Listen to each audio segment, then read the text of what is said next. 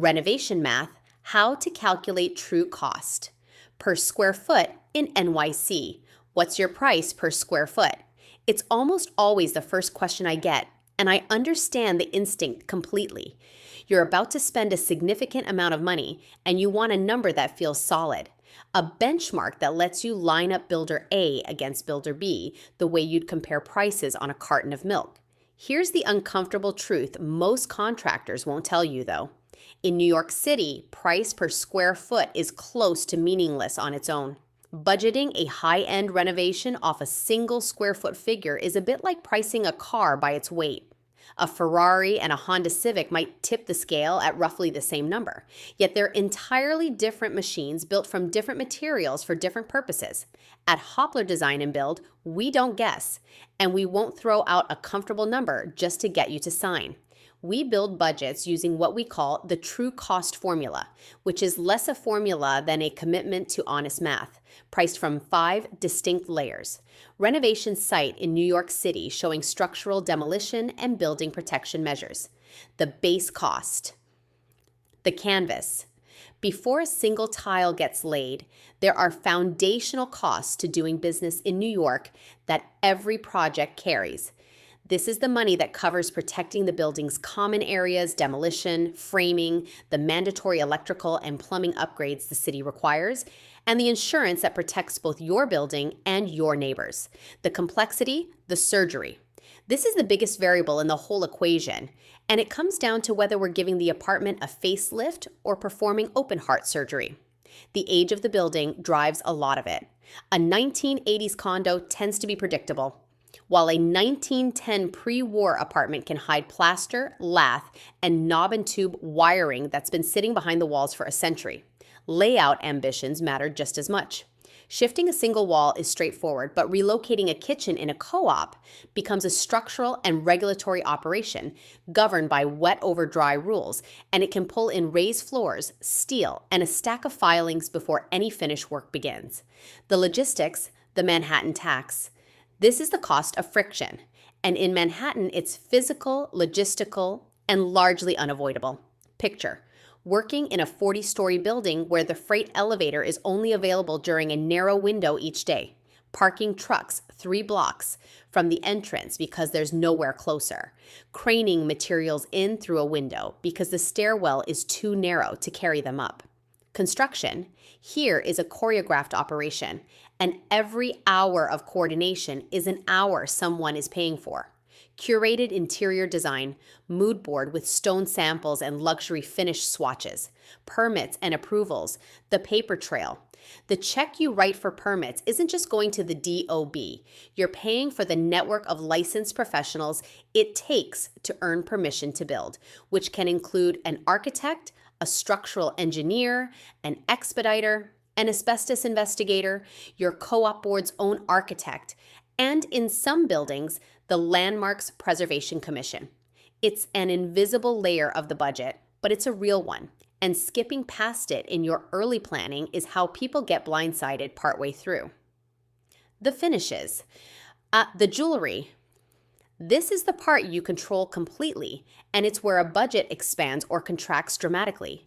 The gap between $15 per square foot porcelain and $200 per square foot hand-cut mosaic between stock cabinets and custom walnut millwork, or between standard slabs and imported marble, is what ultimately sets the final figure.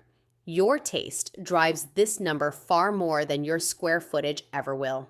Luxury Manhattan apartment interior featuring custom walnut cabinetry and premium marble finishes. A tale of 2 apartments. Consider 2 real projects, both 1,500 square feet, both in prestigious neighborhoods, and both delivered exactly what the client paid for. Budget factor, apartment. A, apartment B era and building type. Post-war condo, pre-war co-op. Structural changes. No layout changes. Relocated the kitchen and added a powder room. Building logistics, easy elevator access. 3rd floor walk-up with restricted work hours. Finish level high-end but standard finish level. Imported slabs and custom millwork throughout investment level. Around $400 per square foot. Near $1,200 per square foot. Same size. roughly triple the cost, and the difference wasn't extravagance. Part of that gap traces directly to the building's age. A pre-war apartment frequently requires asbestos abatement before demolition can even begin, since materials like old pipe insulation, floor tiles, and plaster can contain asbestos that has to be tested for and, if present, professionally removed under strict protocols. That single category, all but absent in the post-war condo, is a meaningful and very real line item in older Manhattan buildings, and it's one of the quieter reasons pre-war work costs what it does. When a contractor hands you a quick price per square foot over the phone, that isn't a budget, it's a sales pitch dressed up as one. We'd rather walk the site, study the plans, and price every line for what it actually is. It takes longer, and it's less satisfying than a tidy round number, but it means the figure at the bottom of your proposal is one you can actually build on. The true cost formula rests on 5 pillars: the foundational base of demolition, protection, and mandatory city upgrades. The building complexity that comes with a property's age and structural rules, the logistical access that governs elevators, parking, and time constraints, the regulatory paperwork behind architect filings and board approvals, the material selections that personalize the finished space. What are the main components that determine the true cost of a high-end renovation? A realistic renovation budget is built from several interconnected layers rather than one blended rate. Design and professional fees cover architects, designers, engineers, and consultants. Permits, filings, and inspections account for DOB applications, special inspections, and LPC or board approvals. Demolition and preparation include site protection, abatement, and structural prep. Core systems cover electrical, plumbing, HVAC, waterproofing, and insulation, while labor and project management pay for skilled trades, supervision, scheduling, and coordination. On top of that, sit materials and finishes such as stone, wood, cabinetry, fixtures, hardware, and lighting, custom elements like built-ins and bespoke millwork, and logistics tied to elevator use, restricted hours, insurance, and deposits. A contingency of roughly 10 to 20% rounds it out to absorb unforeseen conditions. Why does renovating in Manhattan cost more than the construction work alone would suggest? Because a great deal of the cost comes from how hard it is to access, move, and manage the work inside dense, tightly regulated buildings.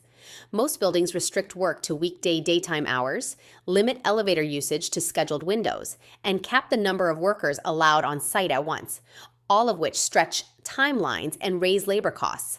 Materials often have to be scheduled into shared or freight elevators in advance and carried in smaller batches, with oversized items sometimes requiring disassembly or off-hour delivery. Street-level constraints add another layer, since limited loading zones, DOT permits for dumpsters or sidewalk sheds, and tight delivery windows all turn a missed drop-off into a direct cost. Why is a detailed written estimate worth insisting on, even for a small job? Because a vague number leaves every one of these hidden variables unaccounted for. And small jobs in New York carry many of the same access and logistical costs as large ones. A line-by-line estimate forces the building's real constraints, permitting, protection, elevator time, and contingency into the open where you can actually evaluate them. And a written contract holds both sides to what was agreed before the work begins.